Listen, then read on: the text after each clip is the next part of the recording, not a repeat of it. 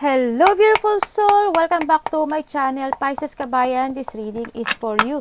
Maraming salamat muna sa aking mga subscriber, new subscriber, cross-watcher, at sa mga bagong pasok dyan. Welcome na welcome kayo sa bahay ni Ate Aimee.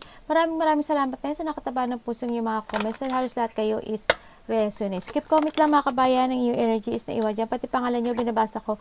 Makuha ko lang yung energy, makarelate lang kayo sa ating reading. Maraming salamat din sa mga nagpa-personal reading. Kung gusto po na personal reading at energy nyo lang gusto makuha natin, nasa baba po ng video na to, how to contact me. Ano ang dapat nating expectin pala dito, this entering new moon, May 2024 sa'yo, Pisces, no? Maari ito isa vice versa, maaring energy mo, energy ng person mo, energy ng malapit sa puso mo. Maaring nangyayari, o mangyayari pala, no? Use your own intuition, lawakan ng isipan. Please show me para po kay Pisces. Thank you. Okay, expect the unexpected. Yan, sabi nga nila. Dali lang ha. Okay, Pisces, we have the nest. An emotionally secure, loving family is important to you. Yes. When it comes sa family, mahina ang puso mo, no? Yan. And we have the teapot. Deep friendship with someone of the same sex. Oh!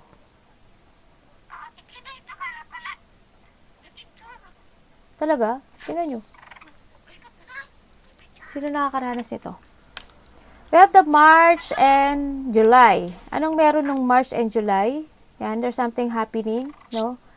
Baka in March, masyado kang naging lonely o masyadong naging hindi maganda yung ano mo, no? Or ano man yan. O baka birthday mo is March, yan. Maaring July, I don't know kung ano yung July meron sa'yo.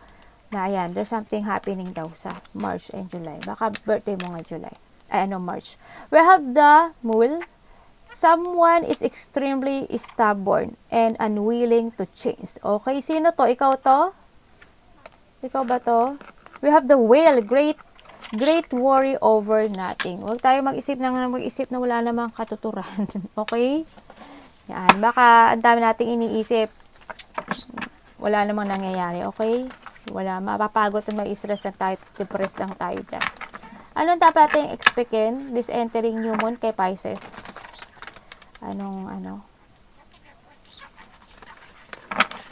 Para po kay Pisces. So, show me.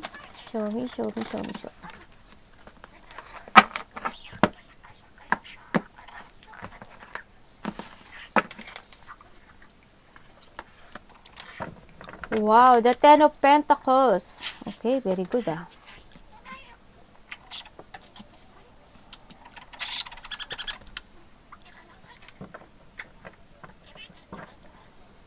Okay na, dito yung when it comes to money, may paglago, no? May magaganap na changes sa money mo, sa nakita ko. Pero ang sinasabi ito, lakasan mo lang tayo yung loob mo. Bakit?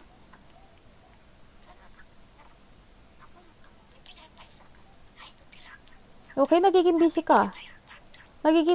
Na.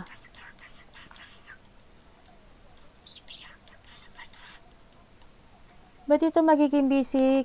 Yan, nakikita ko na magpo-focus kayo sa kaperahan sa ngayon. Magpapaka-busy kayo, focus to your money, and then nakikita ko rin na magkakaroon ng mga celebration within 4 days ago man yan, 4 weeks ago man yan, or mangyayari pa lang. Yan, nakita ko may mga celebration, maliit man o malaki yan. May mga kahit na konting achievement, may mga mangyayari sa'yo, no? Sa iba. Ganon. Tsaka may mga parties, event, baka may puntahan ka na parties, may coming home, nari ka, uwi ka ng Pilipinas, o may darating, o nakalipas na to, maaaring ganun sa iba, nangyari na. May mga getting together na close relationship, kapamilya man yan, kasama sa trabaho, kakakilala, ganyan, no? So, nakita ko dito.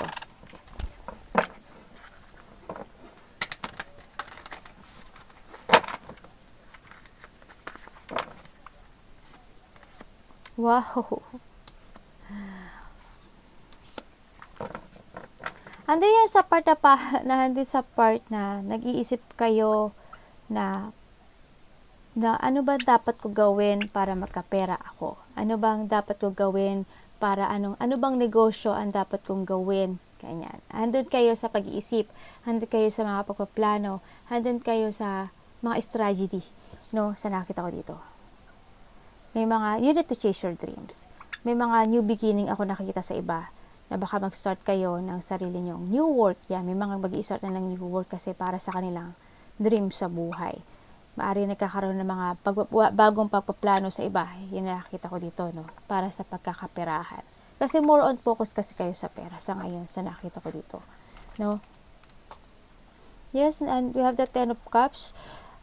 Magkakaroon na ng mga awakening o magkakaroon na ng mga yung mga problema, mga situation ng buhay mo na hirap, matatapos na yun, nakikita ko na. And then, magkakaroon ng mga panibagong magandang buhay, no? Sa'yo, sa nakita ko ito. Another beautiful day or life or situation na mangyayari sa buhay mo. A wish come true itong mangyayari ito sa'yo. And then, nakakita ko na rin na may pagbabago na with it comes sa mga decisions in life mo. Na syempre, kailangan din na may matuto tayo sa nakaraan. Ano sinasabi rin dito. We need din na i-let go na yung nakaraan para mas more maging maganda yung cycle ng ating wheel of fortune, no? Sa nakita ko ito. Magkakaroon ng mga transition nga or pagbabago sa buhay mo para ikaw is mag-success. Yung iba may mga papasok na pera, may mga new work o new business man na gustong balak na gawin, no? Sa nakita ko dito. May iba dito, may mga biglaang mangyayari na maaring bigla ka na lang mag-apply sa trabaho, bigla ka na lang makareceive ng pera, o kaya may mga biglaang mangyari na hindi mo inaasap sa nakita ko dito.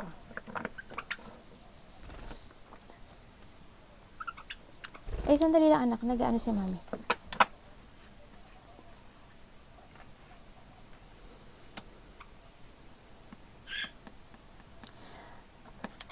Mag-ingat din tayo, no, kung tayo is may mga bad na ginagawa, no, sa nakita ko dito. Medyo ingat-ingat din, baka may mga tayo is palain ng alak, toxic tayo sa ganyan, may addiction tayo. Yan, medyo alisin na natin, yun na sa nakita ko dito. Sa nakikita ko rin dito,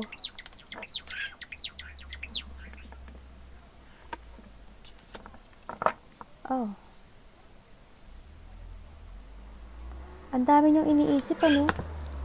Dami niyong iniisip. Siguro iba dito, may trabaho na kayo, may gusto pa kayong trabahuhin. No?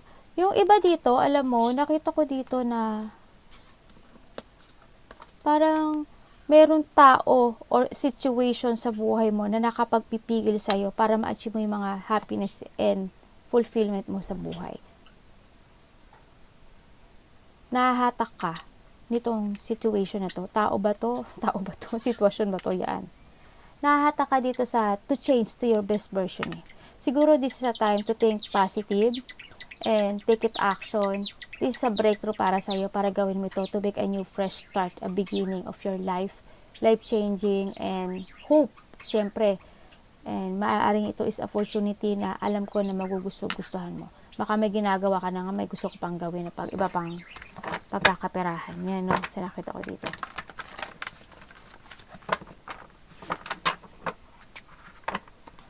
Ano pa po para kay Pisces?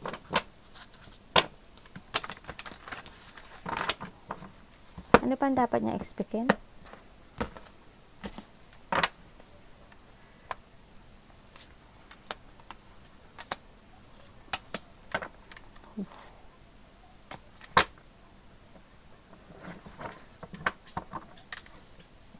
Okay, babalik na yung lakas ng loob mo o kailangan mong lakasan yung loob mo. Yung iba dito, focus sa lahat ng mga gustong gawin sa buhay, no? Focus, tatag ng loob, lakas ng loob, tibay ng loob. Sa nakita ko dito kasi marami naman na susuporta sa'yo, maaring kaibigan mo. Handun din na magkakaroon na you will become a center of attention ng ibang tao. Nakikita nila yung galing mo, may makakapansin sa'yo ng talino mo na mga ginagawa mo sa nakita ko dito. Merong mga maaring karelasyon mo, kaibigan mo, kapamilya mo, na susuporta daw sa'yo, no, para sa mga lahat ng gagawin mo sa buhay mo. Yan nakita ko. Kasi we have the wheel of fortune din sa nakita ko ito. Yes, you are now in a new direction sa buhay mo at the karma, good karma is coming your way. A victory and success and a good luck sa'yo, no? Basta ang nakita ko lang din sa'yo na tuloy-tuloy lang. Kailangan mag-take it action din. Kailangan mo lang din mag-take it action. Kasi kung hindi ka mag-action, hindi yan darating sa'yo, no? Ang nakita ko dito. May mga magkikita-kita or may magkikita na kakilala, no? Sa nakita ko dito.